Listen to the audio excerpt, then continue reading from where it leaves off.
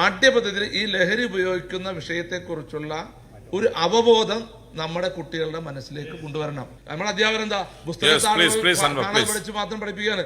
അപ്പൊ അതുകൊണ്ട് ഇത് പാഠ്യപദ്ധതിയിൽ ഉൾപ്പെടുത്തിയാൽ സർ, അടിസ്ഥാന ശാസ്ത്രം സ്റ്റാൻഡേർഡ് 7 ഉൾപ്പെടുത്തിയിട്ടുണ്ട്. അങ്ങേക്ക് തരാതല്ല വായിക്കാൻ. ജീവശാസ്ത്രം സ്റ്റാൻഡേർഡ് 9 അത് ഉൾപ്പെടുത്തിയിട്ടുണ്ട് സാർ. ഇപ്രാവശ്യം ഇറങ്ങിയ സാമൂഹ്യ ശാസ്ത്രം സ്റ്റാൻഡേർഡ് 7 ഞാൻ സഭയുടെ മുന്നിൽ കാണിക്കുകയാണ്, അതിൽ ഉൾപ്പെടുത്തിയിട്ടുണ്ട്.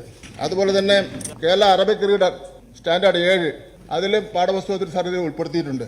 സാർ, ജീവശാസ്ത്രം സ്റ്റാൻഡേർഡ് 9 ഭാഗം 1 ഉൾപ്പെടുത്തിയിട്ടുണ്ട്. പിന്നെ ജീവിതമാണ് ലഹരി എന്ന് പറഞ്ഞ ഒരു ലഘുലേഖ എല്ലാ വിദ്യാർത്ഥികളിലും വീട്ടുകാർക്കും എത്തിച്ചിട്ടുണ്ട്. തെളിവാനം വരയ്ക്കുന്നവർ എന്ന് പറഞ്ഞ വിമുക്തി എക്സൈസ് ഡിപ്പാർട്ട്മെന്റ് ഇറക്കിയ ഒരു ലഘുലേഖ ഇറക്കിയിട്ടുണ്ട്. സർ, ഈ നിലയിൽ കുട്ടികളെ പഠിപ്പിക്കുന്നതിന് വേണ്ടിയുള്ള പരമാവധി പരിശ്രമങ്ങൾ നടത്തുന്നുണ്ട്. ഇത് വിദ്യാലയ പരിസരങ്ങളിൽ മയക്കുമരുന്ന് ഉപയോഗിക്കുന്നതിനായിട്ടുള്ള നടപടികൾ ശക്തമാക്കി തന്നെ തീരുമാനങ്ങൾ എടുത്തിട്ടുണ്ട്. സാർ, നമുക്കൊരു കൂട്ടായി ആലോചിച്ചുകൊണ്ട് ബഹുമാനപ്പെട്ട മുഖ്യമന്ത്രിയുടെ കൂടെ അനുവാദം വാങ്ങിക്കൊണ്ട് വിദ്യാലയങ്ങൾ ഒരു ദിവസം 8 പീരീഡാണ് ഇപ്പോൾ ഉള്ളത്. 6 മണിക്കൂറാണ് കുട്ടികളെ പഠിപ്പിക്കുന്നതിന് വേണ്ടി മാറ്റിവെച്ചിരിക്കുന്നത്.